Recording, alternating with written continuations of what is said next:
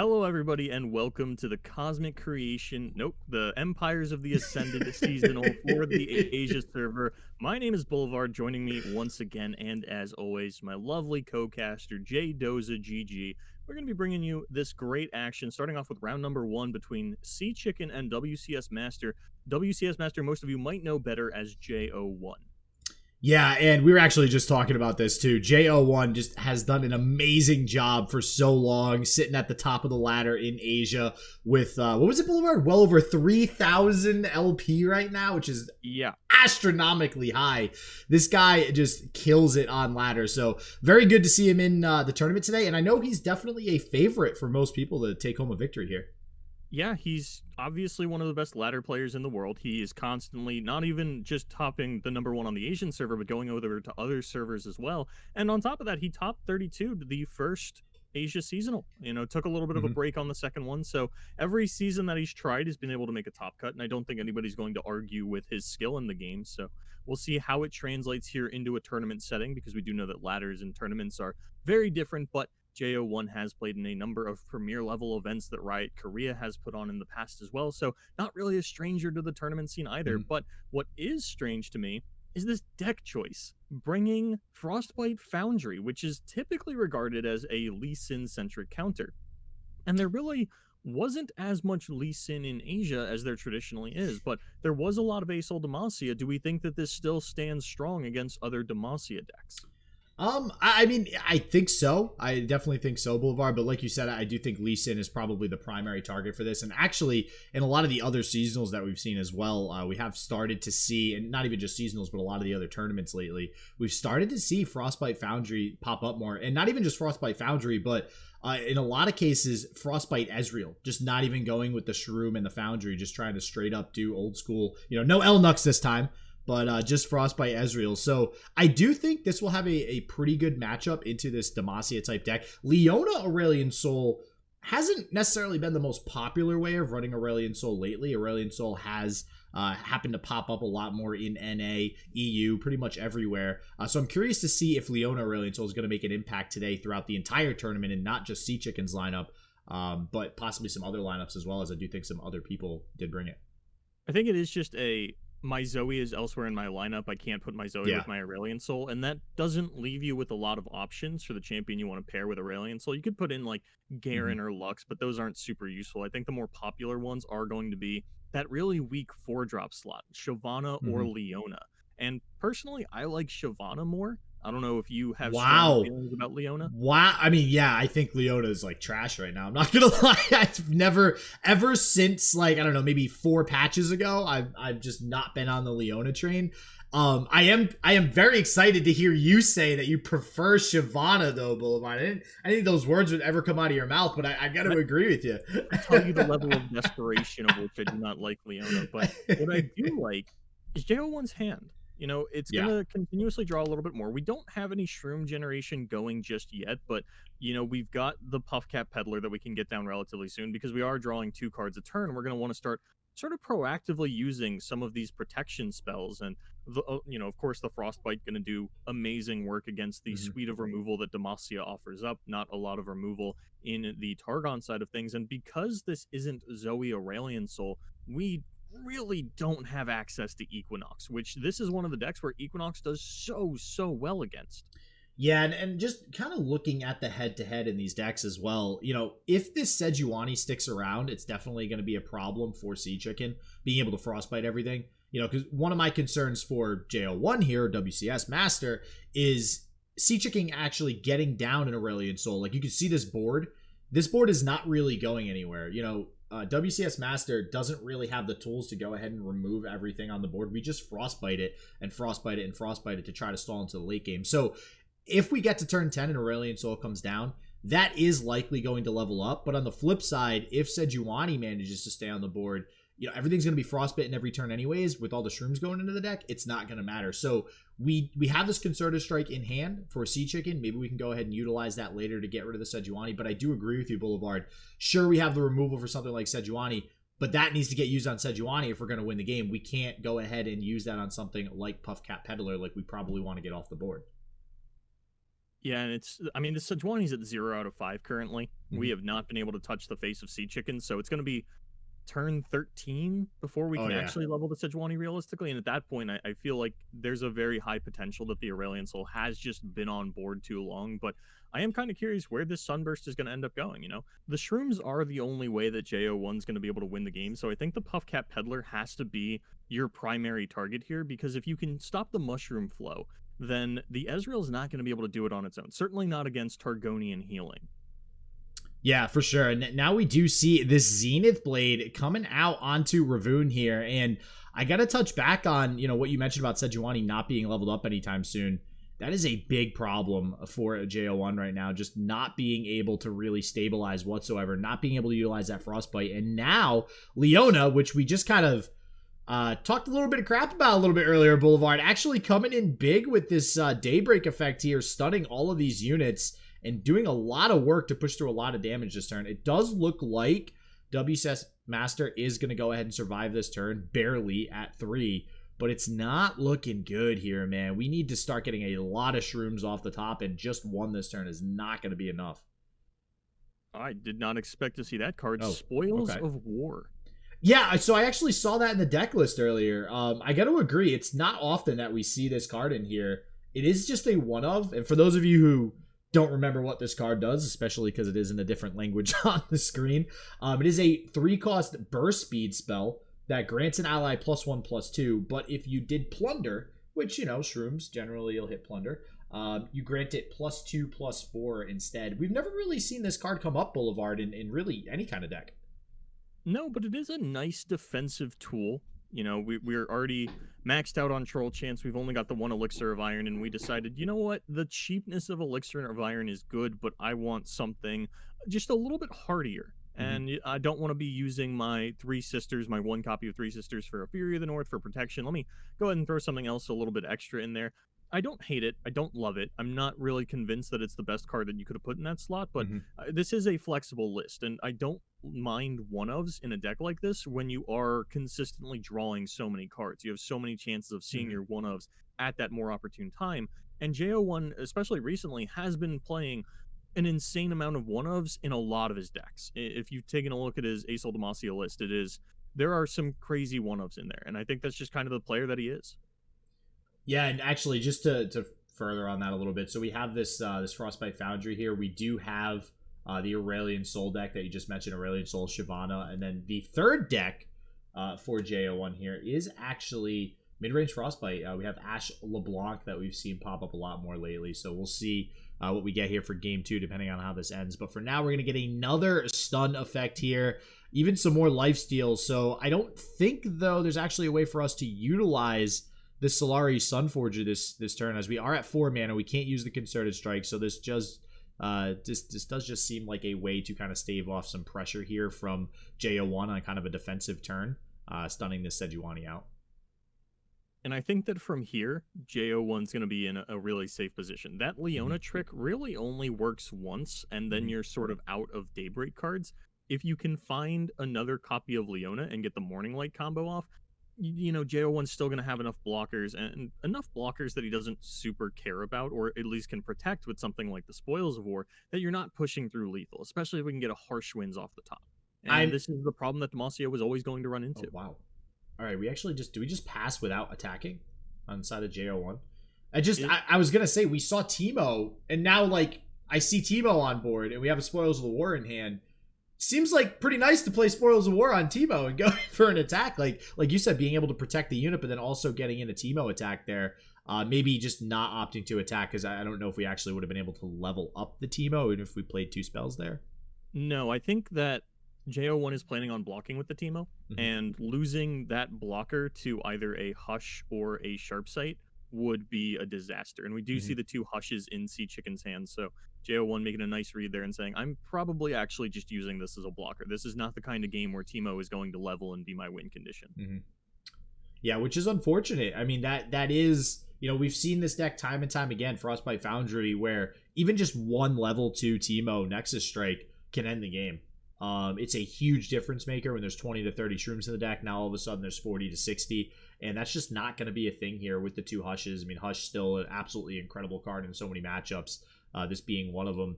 Hush, again, though, like you said, doesn't permanently deal with something like Ballistic Bot or Puffcat Peddler, and I do think that is the route that J01 is trying to go here. I mean, we do have these ignitions starting to get generated. We do have another Ballistic Bot in hand. And, oh, by the way, this is the version now running to Ezreal as well, not just Sejuani and Teemo. So Ezreal might end up being a pretty relevant win condition here a little bit later on in the game. All right, we've got Sunburst onto this Puffcat Peddler, and because it is Daybroken, Jdoza, we can't save this. No amount of buffs that you put on this matter because it will be silenced before it is dealt the 6 damage, so it's going to have to let that one go. I don't imagine we can commit something absolutely crazy like a 3 Sisters Entomb to protect this, because our Sejuani is also getting stunned once this resolves. Looks like we're going for... Oh, no, we're doing it on... Okay. Yeah. Not wanting our Sejuani to get stunned. Okay. I was like, and just as he says that, as per usual, the player does the exact opposite of what we're thinking. I cannot imagine J01 having the luxury to entomb his own Puffcat Peddler here and not die this turn. Yeah, not at 3 health. No. So, I do like this. Yeah, this is going to prevent... Because like you said... That one turn that we had that Leona kind of combo off there with those multiple daybreaks, that was kind of a one-turn thing. Generally speaking, you're not going to have a lot of daybreak effects left. This is one that we see right here, so we have to make sure we are keeping as many units as possible. So this does prevent a Leona stun. Now I guess really J01 just has to pray that there's not another daybreak type of... Oh, actually, it doesn't matter because Leona's now... Oh, no, there's still... Yeah, because Leona's entombed. Okay. I was going to say he has to pray that there's not another Daybreak effect, but with Leona being entombed, this just actually basically shores up the rest of the turn for J01 Master, or J01, and doesn't really have to worry about any sort of aggression now. All right, Grand Plaza is in Seachicken's deck, by the way, as a one-of. I don't know how crazy I am about that, especially as a one-of. I mean, I know you mentioned J01 running one-ofs, makes a lot of sense, just because he's drawing a lot, but Grand Plaza is a one-of in this deck. It's fallen off so much since its previous come to glory there. I'm just not sure. I'm not sure I could get on board with a one-of copy of it.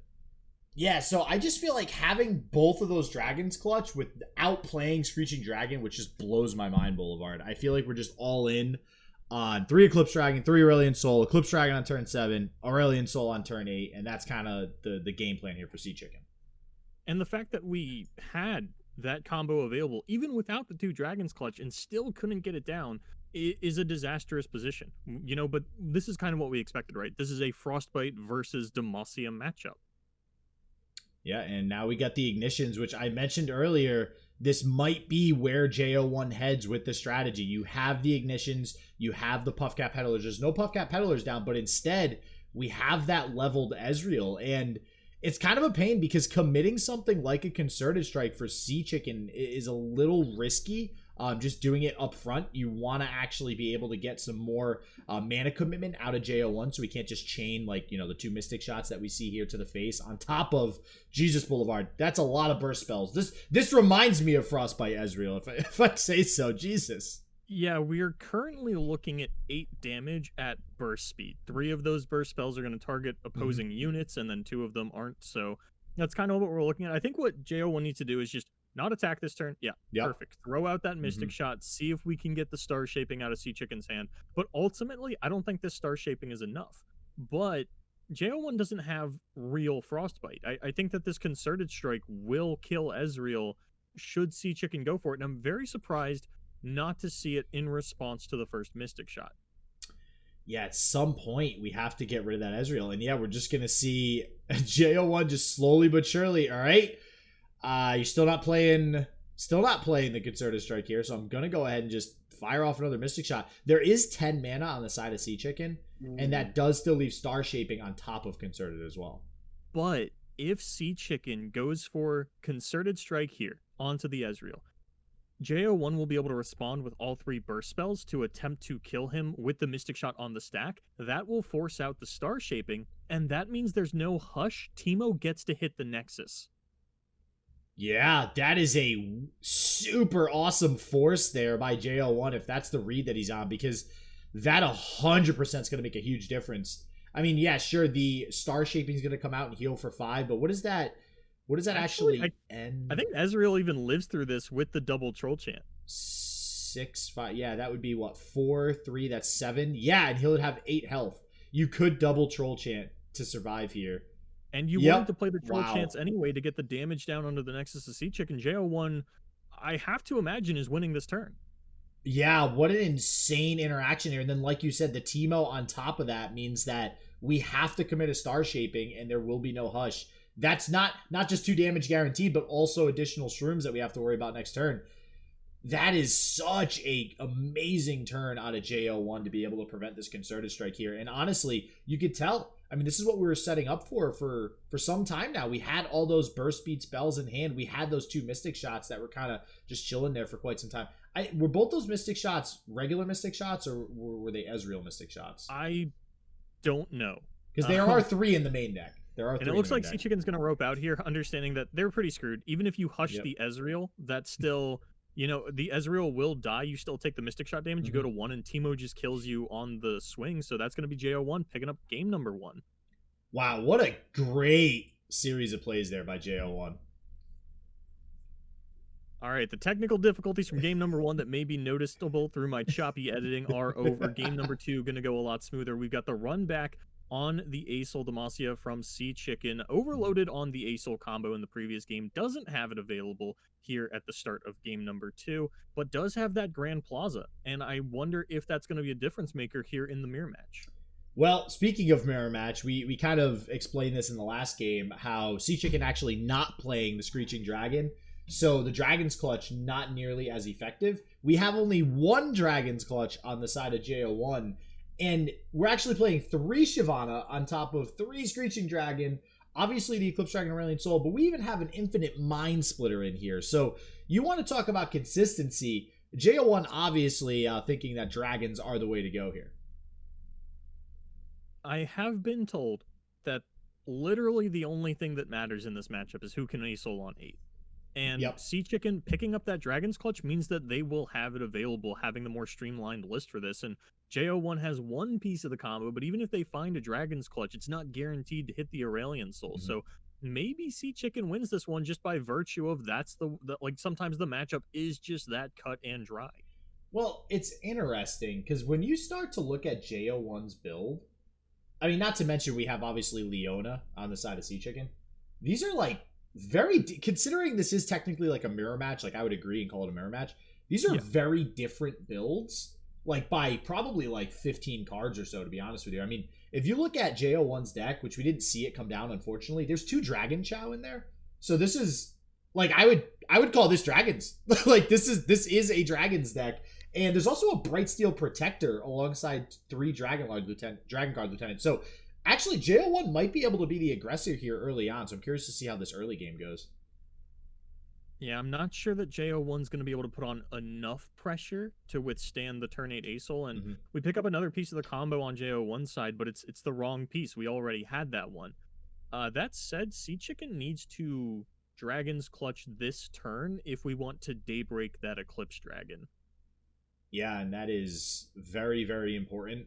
I guess we don't. Well, okay, yeah, because we actually have to draw it first. So yeah, we're actually kind of required to play that this turn if we do want to go the turn 7, turn 8. And like you said, I mean, you need to do that in this matchup, Boulevard. There's no way. I will say 2 Screeching Dragon on the side of J01. I mean, that's a rough field to deal with usually, but Seachicken, you got Ravoon, you got Leona. These are really sticky units, which is why Seachicken is opting for this Leona Aurelion Soul build. They have no problem getting that wide board to, eventually level up things like the Aurelion Soul. And we can see here, Screeching Dragon actually staved off pretty well. I am so surprised that Seachicken didn't fire off the Dragon's Clutch there. What are we waiting for? Now we don't have the turn 8 Asol combo available, which, as you and I had sort of observed, seems like the main strategy here, not only for the mirror match, but in the deck building choices that Seachicken made, and just electing not to have that available for whatever reason, to bank the spell mana instead. And I don't think that's a winning line, but we do still have Solari Priestess. We're going to be able to stun the opposing Eclipse Dragon. These Screeching Dragons on J01 side are actually looking really mediocre, given the board that Seachicken currently has available. and maybe we're just going more for the line of killing our opponent's ASOL when it comes down. But if we're gonna do that, we need to find either a meteor shower or a falling comet off of this Solari priestess. Yeah, and honestly, Boulevard, the other thing here is there's already 2 Aurelion Soul in the hand of Seachicken. Oh, So wait, hold on. Before we sound really dumb, you actually could still go for the ASOL play here because you have Ravoon on field. You could Dragon's oh Clutch yes, into all the Dragon daybreaks work. and Yes, get the yes, double yes, duty. yes. Yep. So before anybody goes in the comments, it only took us like a minute to figure it out, right? Yeah. We see Ravoon so little, but we got it. We figured it out. Well, you're not gonna lie. Ravoon is barely around. Oh man. All right. That's 3 Aurelion Souls now too. We like this is such a punish for not getting that combo off and playing the Aurelion Soul now. I'm really curious if J01 is going to go for it as well. I mean, I don't think they really have to do much with their mana. Maybe they just throw down the second Eclipse Dragon, but I don't hate the idea of digging for an ASOL, especially because it doesn't interrupt your mana flow of Hush concerted to kill your opponent's ASOL. Yeah, Dragon's Clutch seems like the go-to here for J01. The other problem that, I mean, both players kind of working with 3-ubs here. The 3 Aurelion Soul for Seachicken, the 3 Hushes for J01 here. And we do get a Mind Splitter on top of the Aurelion Soul, which honestly, considering how big of a board Seachicken will eventually have, Mind Splitter doesn't seem like a half-bad option here. But it's still going to be rough. Having Grand Plaza, just as I was saying last game where Grand Plaza seems mediocre, in this matchup, I mean, that's a huge difference maker, knowing that you have the larger units than typically J01's going to have. And not only that, they have Challenger and Fury, so they'll be able to always positively trade with the board. So this Grand Plaza might actually come in pretty big for Seachicken. But there's a great Beyond Boulevard, and we go with the Living Legends, okay. I do not understand the way that Seachicken has been playing this one. I thought we were aggressively posturing this turn, and we were going to throw down all our Daybreak effects to... You just stun out as much of the board as possible, make one really big swing, and say, hey, you can get down Aurelion Soul, but I'm going to have so many units on board that it doesn't matter. Which also could not be the case because, in theory, were it in the hand, the Sky's Descend would be available for J01 this turn. But what's weird to me is that instead we use it to pop the Spell Shield off of the Aurelion Soul. That's going to let us ideally go for a Concerted Strike line. But with the single combat top deck, as well as the Concerted Strike on backup that J01 also has, might just be able to kill all of the concerted targets and let the ASOL live, who is still just 1 shy of threatening a level. Which we can actually do this turn. So we can just straight up play the Eclipse Dragon, which, honestly, Seachicken at 4 mana, you're outside of Concerted Strike range. I got to agree with you. I'm a little surprised how Seachicken has played this Boulevard, because this just is easy peasy for J01 right now to just level this Aurelion Soul. Yeah, and I don't know if J01's going to be able to take the ASOL level trade going into Seachicken's attack turn. The only thing, we could trade ASOLs. It would take Hush single combat, and that loses to Sharp Sight, which is a very scary line. But we are 1 mana shy of being able to actually go Hush Concerted. Yeah, and this is... That it looks like, we're going to single combat off some of the board, maybe even go for a Concerted onto the Eclipse Dragon, which will actually level J01's ASOL and prevent Seachicken from leveling theirs. And with the Leona and the Ravoon off the board, you don't have to worry about this anymore. I love that single combat play. That was kind of what I was expecting there. I'm just curious. We didn't go for the Eclipse Dragon just to save some additional health on Aurelion Soul there. That puts it at 7, which does leave it outside of the range of something like Ravoon coming in at it. So I'm just trying to think of what cards J01 might be playing around there and getting rid of the Ravoon. But maybe, honestly, we're just more worried about getting rid of that Daybreak effect there from Ravoon, giving everything those Daybreak effects. But here we go. This is what you were just talking about, Boulevard. Sky's Descend going to wipe everything here. And honestly, ain't nothing J01's going to be able to do about it. And this does now look pretty good for Seachicken. But we do have Mind Splitter that could come down after this.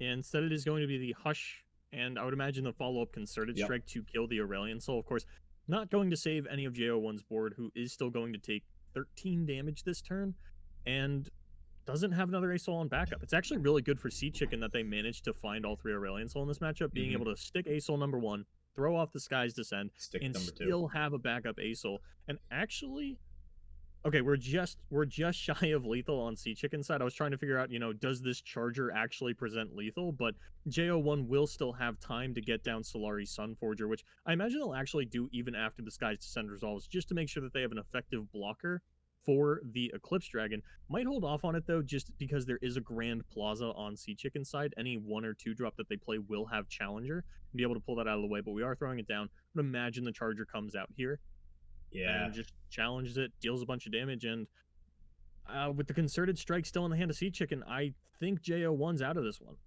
Yeah, this looks really rough now, and I got to agree with you. They're drawing all 3 Aurelian Souls. I mean, it was a little concerning early on. We both had mentioned not going for that Eclipse Dragon, but seems like it's worked out. Drawing Dragon Chow now, a little bit later than you might want to, but not for nothing. It's going to feel pretty good getting something like this Eclipse Dragon down. You'll be able to get that Nightfall effect off, but J01's probably feeling pretty bad right now, seeing the third Aurelian Soul swing down here. And honestly, I wouldn't be surprised if we're able to level this up over the next couple of turns on the side of Seachicken. We even have that Supernova chilling in hand there for Seachicken. So if anything big does come down for J01, like if we do get the Eclipse Dragon followed by next turn either the Immortal Fire, we see that Mind Splitter in hand, or maybe another Celestial that's picked up from this Nightfall effect from the Eclipse Dragon, we will be able to take care of it. But yep, there's the Mind Splitter, and not only is that going to stun 2 units, it's also going to go ahead and provide a bigger body than everything other than the Aurelian Soul on board.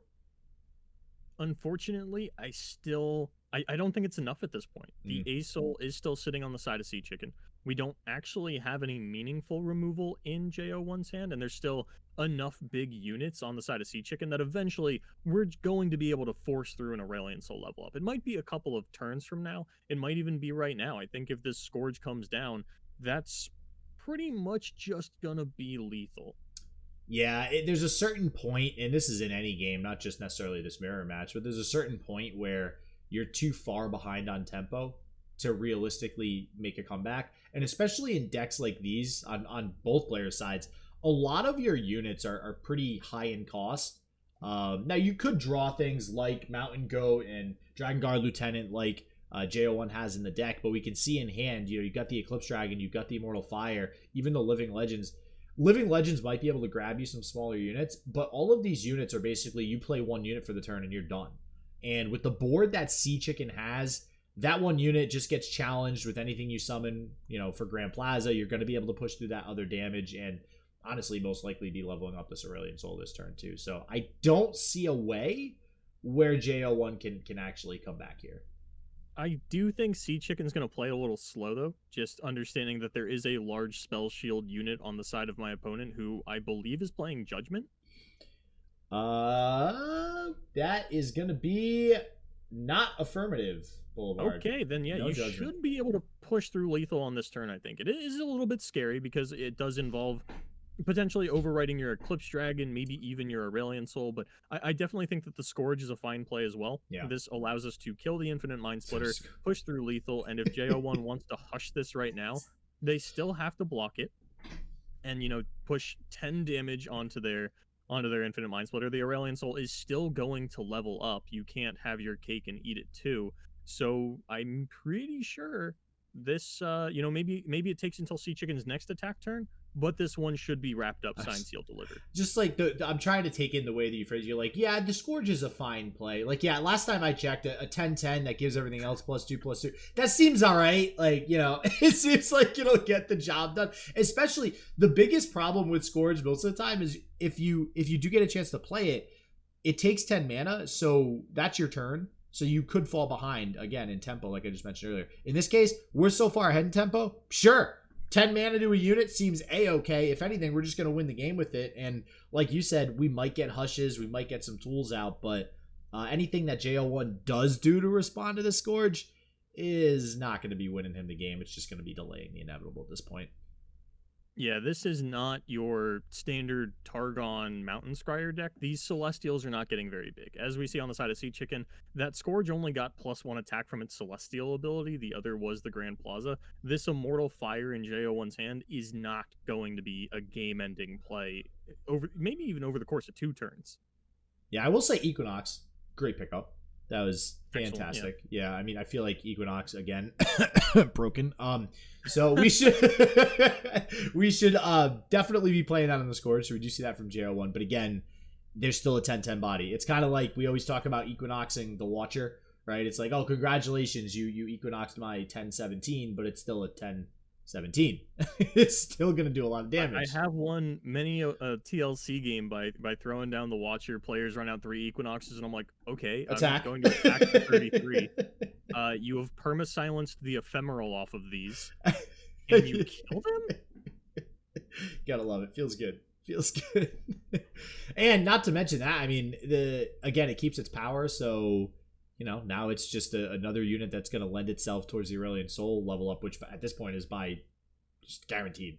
Yeah, we could double hush the Aesol to prevent it, but it prevents it for a turn. It gets a lot of resources out of our hand. I imagine the Supernova probably comes down on the next turn anyway, just to get everything out of the way. Thinking about the Meteor Shower still would not be enough to prevent the level up. Meteor Shower plus single combat would. But at the end of the day, you're still getting Supernova next turn, or at the very least Concerted Strike, because there is still the Spell Shield on the Infinite Mind Splitter that we need to deal with. But I think that if Seachicken really wants to, you can get that out of the way over the course of a couple of turns, or maybe Aesol even just finds us a win condition. It is still getting a Celestial at the start of every round. It's only going to take one elusive to push through the lethal. Yeah, and I'm so curious. It always feels so bad killing a unit that you stunned with Mind Splitter. Like that's one of the reasons why Mind Splitter is so awkward. Even like the turn that you play it, if you play it on your opponent's attack turn, you end up blocking the units they attack with sometimes anyways, so it's kind of not the greatest card to play on the off attack turn. We've managed to stop the Aesol level up. That's about all we've done without using double hush. Losing battle. Like, yeah, this is a very valiant comeback effort on the side of J01, but the cards just aren't lining up. We're gonna take a little bit of damage here because I am hard pressed to imagine that we are blocking with this Mind Splitter. So we're gonna take 2, go down to 4. We still have an elusive blocker, but every tool in our hand feels like something to just let us live a little bit longer. I think that as long as Seachicken just plays the cards in their hand and is spending 10 mana every turn, they can't lose. Well, especially with Supernova. I mean, that Supernova locks so much down. I mean, you could see, too, J01 constantly playing units that aren't great targets alongside the Mind Splitter, or just 2 targets in general. Mind Splitter does have Spell Shield, which is going to help it stick around a little bit longer, but I feel like the second we commit something like the Eclipse Dragon, or probably the Immortal Fire, I mean, that's really what Seachicken wants to see, is one of those larger elusive units, because there is a question mark right now as to, okay, what Celestial is in J01's hand that was grabbed a little bit earlier.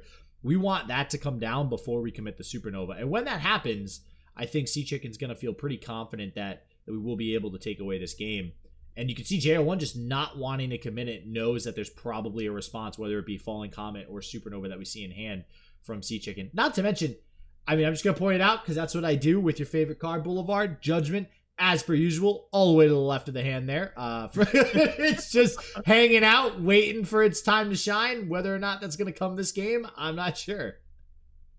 Oh, so we do get down the Immortal Fire. I would imagine, yeah, this is going to be the Supernova play out of Seachicken. Exactly enough mana left open for that one. Going to take out everything, not named the Infinite Mind Splitter.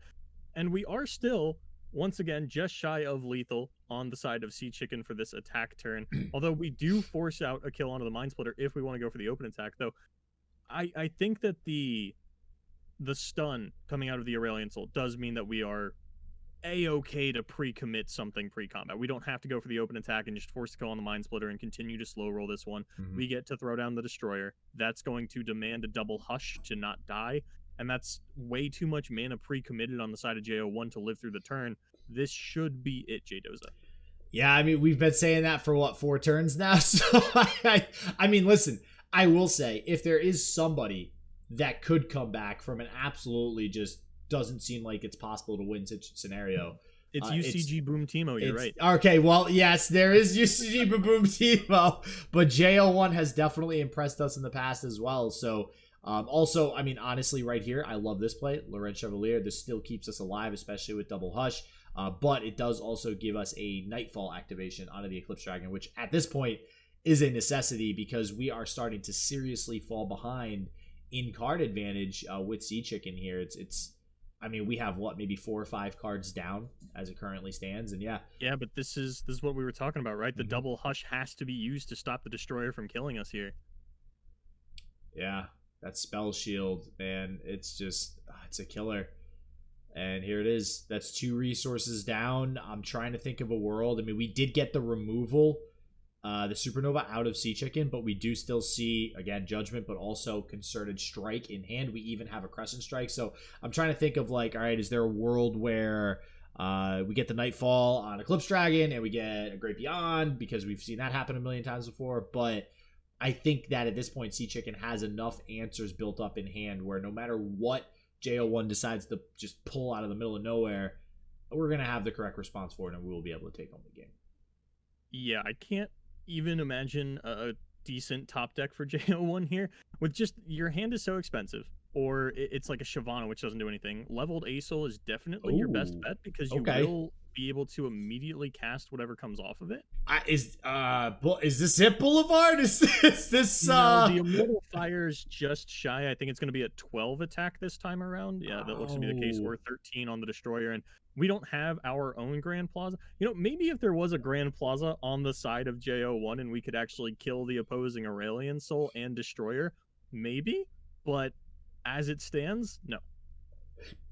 I mean, listen, that's a top deck, though. I mean, there's We can also kill this Aesol right here, right now with Crescent Strike, Concerted Strike. yeah, yes, And just pray that it's not a Living Legends that's about to come out at 0 mana and refill everything. yeah. That would have been backbreaking. Very surprised we didn't put we can't stack it properly so that everything dies, because the Concerted Strike would pop the spell shield and then the Crescent Strike would go off. So you know, just unfortunately not able to order it there. But there was no Celestial that was going to come down that was really going to make too much of a difference, as we still haven't popped the spell shield on the Aurelion Soul.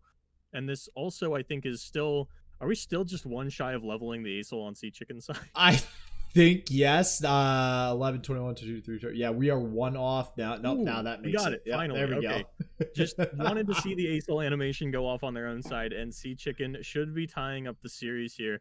And we are kind of running out of time here. As you can see, there's only about 11 and a half minutes left on the clock. Now there is 5 minutes of overtime, so it is a little bit closer to 16, 17 minutes. So should be plenty of time to actually play out game 3. I don't think they're going to have too much problem there, but we are certainly going to have a game number 3. I gotta say, Boulevard. I mean, I'm very impressed going into game 3 here with how J01 was able to even get to this point in this game, because for quite some time we were in what we usually refer to as limbo, where J01 was probably just going to lose for the majority of the second half of the game. But the fact that we got to the point where this Immortal Fire is on the field, and if this Immortal Fire isn't dealt with this turn going to next turn, there's not great responses right now for Seachicken to actually kill it if it were to come in for an attack. We do have an elusive blocker now with Great Beyond, so I don't know. It's just impressive to me that we even made to this point, because it's kind of seemed like an uphill battle the entire game for J01. But I got to agree with you, Boulevard. Time is going to be a thing, so I'm curious to see how fast this last game goes. Yeah, and this is Seachicken kind of pulling out the Asia special, where you level Aesol and then play every Celestial in your hand for some reason. And J01 continuing not to surrender. So both players kind of just running out the clock. Yeah, we're even going to see, you are contractually obligated as a player on the Asia server, apparently, to run out as many Celestial cards as you can. Well, we know that's true if Living Legends gets played here. And then yeah, so one thing to keep in mind, though, is that the overtime rules, at least this is how it ran in the Americas server, and I would imagine it is going to be the same way in the Asia's server. Whoever won game 1, if game 3 goes to a timeout, is the winner of the match, and that's J01. Yeah, so actually it would behoove technically J01 to not surrender there, but we do get the surrender. J01 takes home the victory. Took the full 3 games for us to finally see one of the 2 most talked about decks in the meta, between Trundle Lysandra control/combo, whichever one you want to call it, and Thresh Nasus. We are finally getting to see Thresh Nasus, not anywhere in J01's lineup, but is going to be busted out here. And Aesol Demacia is, I think, generally considered by a lot of the player base to be a Not a soft counter, but it's definitely favored. Your Demacia side handles the Shadow Isle side of Thresh Nasus very well, and then your Targon side handles the Shurima side very well. Just the star shapings and the hushes for the Nasus and things of that nature. So I gotta say, I think that J01 is pretty happy to be taking this as the matchup in game number 3. Oh yeah, 100%. You know, it's funny too. I just mentioned off cast that it was weird seeing Demacia and Targon, going head to head first game here, because it's not something that we're super used to in the NA or EU. I mean, the decks still exist, but generally speaking, it's all Lee Sin, Nasus Thresh, TLC. Like, those are the decks that we're seeing as the 1-2-3 punches. But I mean, we got Demacia Targon making an impact here in Asia, and like you mentioned, it seems like this is a great matchup for the deck. Nasus, not so big and bad when he's just a dinky little 2-2 there, Boulevard. No, but the Bakai Reaper is actually a card that I think a lot of players left in for a matchup like this specifically, being able to play that super aggressive playstyle against Demacia Asol, which does take a little bit of time to get on the board. I could definitely see this as a matchup where you're using things like Bladed Caretaker to push damage more so than control the board and take out units. And we're seeing Seachicken just play with the hand available. I don't think they're in love with the idea that they're going in for, a Bakai Reaper Dune Keeper play on turn 4, but it's what they had and it's what they're going to play towards. And it doesn't feel like a winning line when your opponent slams down that Solari Sunforger in response on turn 4. I want to point something out too about Seachicken's build. Generally we're seeing nowadays 3 copies of Black Spear. We also see Bakai Sand Spinner in a lot of these decks. Preservarium has started to pop up a little bit, but we actually see Preservarium as a 3 of in Seachicken's deck. We only see 1 Black Spear. We do see the 3 Bakai Sand Spinners, but more interesting is the Siphoning Strikes that are main decked as 2 ofs, Boulevard. We don't generally see these main decked. I really don't mind Siphoning Strike in the main. It's definitely one of the better feeling champion spells, but it's still a little bit awkward. It's got a lot of use cases in the mirror, so I don't hate it there. Thresh actually being a 5/8, I think, is something that is really underrated if you can get that off in the early game, and players just not really respecting that one, just having a mass amount of health on your Thresh. But also, it's one of the best ways to play around Hush. You have a 10 attack Nasus. You go for a Siphoning Strike. Your opponent now has to Hush the Nasus to prevent the level up and the spell shield coming down, and that is what gives you a safe line with your Nasus. Because if they Hush on the Siphoning Strike, your Nasus isn't in any danger. It's not getting blocked. It's not dying as a 2/2. You can try again next turn. Yeah, and that's really good for the Nasus Thresh player. They're not able to use that Hush reactively like you'd want in response to a Atrocity or even just an attack from Nasus, then you block the 2/2. So we'll see if that's going to come in play here, because that's definitely an interaction that we should expect to see once we get towards the later part of the game here. But for now, Thresh getting taken down, Boulevard, and that is definitely going to feel bad for Seachicken, as you do want him around to grab Nasus. We don't see Nasus in hand yet, but we do see another Thresh, so I'm curious to see if that is going to come down, or if we start playing something like Bakai Sand Spinner, pick off some of these units on J01's board. It's a little scary for Seachicken, because Dragon Chow is a super juicy Thresh target. But if you throw down Thresh and J01 responds with any dragon, all of a sudden your choices for Thresh targets are a lot scarier, especially if there is a second sharp sight like we do see in J01's hand. Luckily, no dragon going to be coming out here. It is just the pass, so we are going to be able to take out that Chow for free, but what does that really accomplish? We're going to get a little bit bigger of a Bakai Reaper. Our Nasus is still absolutely tiny. It's only a 3/3, now going to be up to a 5/5, so it is getting up there a little bit, but actually hanging on to the Challenger as well, wanting to run back that sharp sight play onto the Thresh. Yeah, I mean, this does get Thresh halfway towards his level up right here, but unfortunately, we got a whole lot of things to slay, or that have slay effects with that Bakai Reaper off the top too, and nothing to actually slay them. So this Thresh probably wouldn't have leveled up even if it did stick around. We do see that sharp sight that you had mentioned to pick it off with that Challenger. So, I mean, things aren't looking great for Seachicken, but on the flip side, J01 doesn't really have a whole lot of proactive plays. Shyvana definitely feels like an okay play here to get it down, but yeah, this Bakai Sand Spinner in response is going to rip that off the board, and now suddenly, and this is what this deck can do, Thresh Nasus, it can be the aggressor. It can go wide. It can summon a ridiculous amount of units and just go face, and who needs Nasus Atrocity when you're able to just be this aggressive like we're seeing here, picking off units and pushing through damage. It feels weird to say so aggressive when on turn 8 it's the first time we're touching Yeah. our opponent's life total, and it's Yeah. only for 4 damage, but we do have complete control of the board. The problem is that we've got all these fodder units and no payoff. We haven't seen Glimpse Beyond, we Yep. haven't seen Spirit Leech, and as you had mentioned, there's a lot of draw power in this list, more than normal, because we do have the triple Preservarium, but we're not putting enough pressure on to stop this ASOL from coming down pretty safely, and Screeching Dragon is going to be able to do a lot of work into this board. We actually even used a Hush to trade onto the Sand Spinner because that was the one thing that could contest this Screeching Dragon. And unless Seachicken finds some real good draw power real soon, it's looking really bad because these prey are actually clogging up our board and preventing Dune Keepers. Yeah, there's the Preservarium, and you were mentioning fodder. I was like, yeah, well, the fodder's good for Screeching Dragon. It feels great for Screeching Dragon right now. Everyone loves to see all this fodder. But Preservarium will help a little bit. Vile Feast not going to do a whole lot into this board just yet. Actually, okay, all right, I was going to say, did we order those attacks wrong? But yeah, so it's not going to do a whole lot. The scary part is that if Screeching Dragon gets big enough, it might lead to J01 actually having an okay or relatively easy time leveling this Aurelion Soul. So we'll see how that goes in the next couple of turns. But yeah, it's definitely nobody's game right now. It's kind of going back and forth because Seachicken has had times where we're able to start putting on that aggression, but we just can't keep it being put on because, like you said, not getting the draw power. Hopefully this other draw with Preservarium in a couple turns will eventually lead to Seachicken either getting Nasus, because we do have Rite of Negation right now as well to prevent any concerted strikes or anything like that coming through, and then Atrocity as well to just close out the game. It's looking rough right now.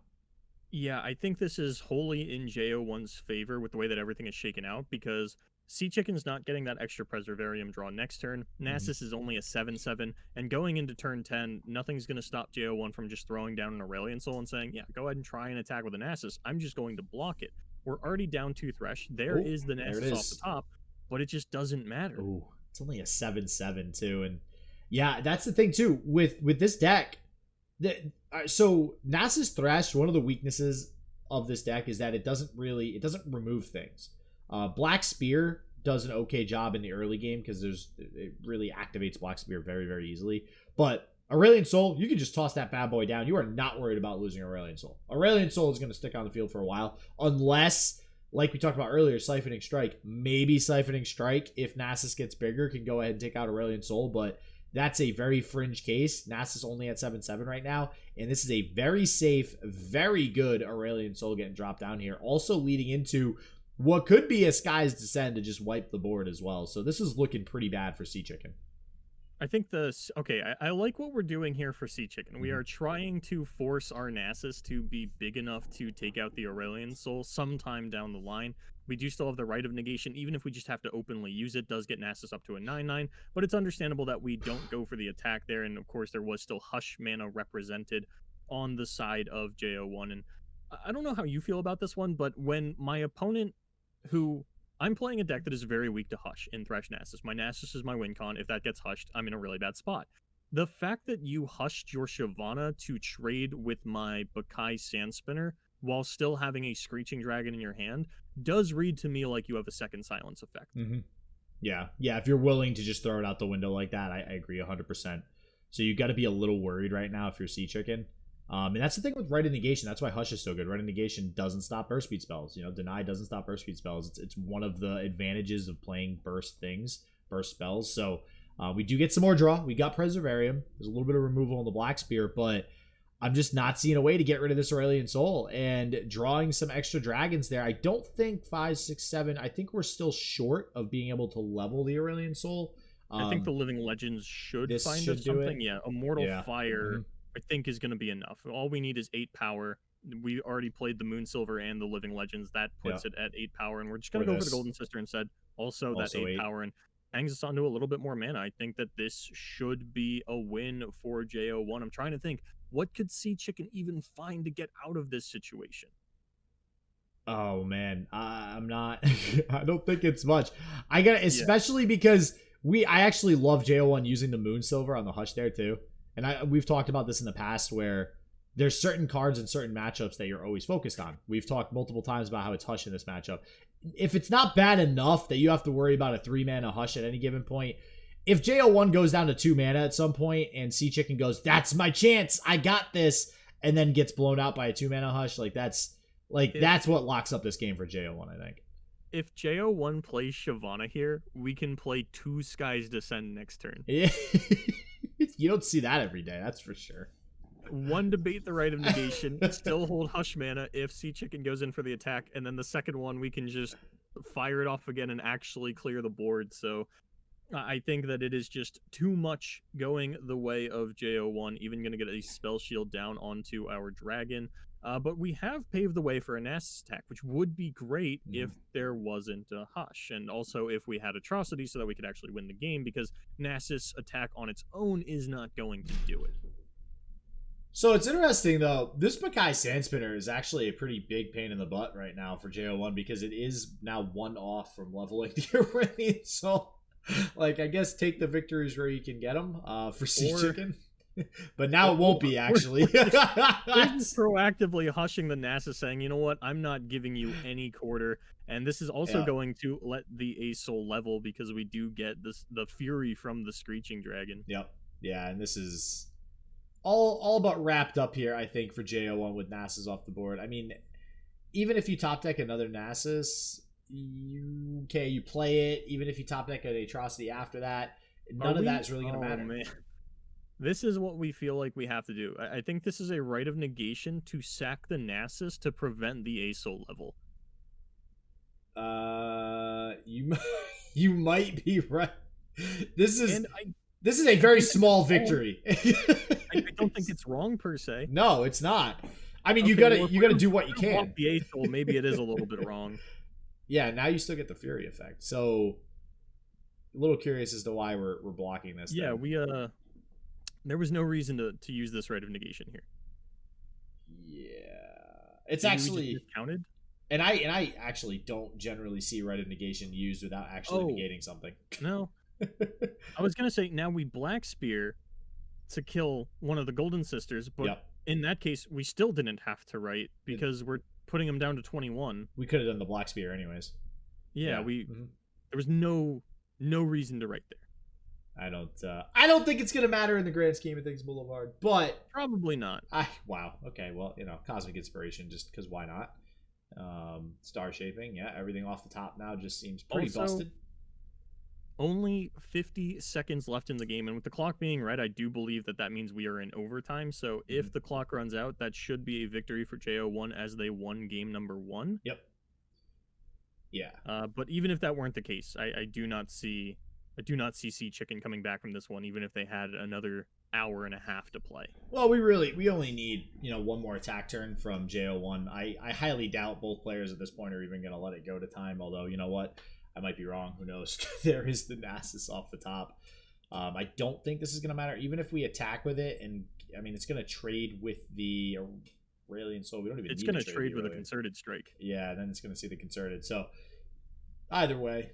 Great, you get a glimpse beyond. Doesn't really do a whole lot. And this does look like J01 is going to be advancing here, taking home a victory. And there it is, J01 advancing to the next round of 16.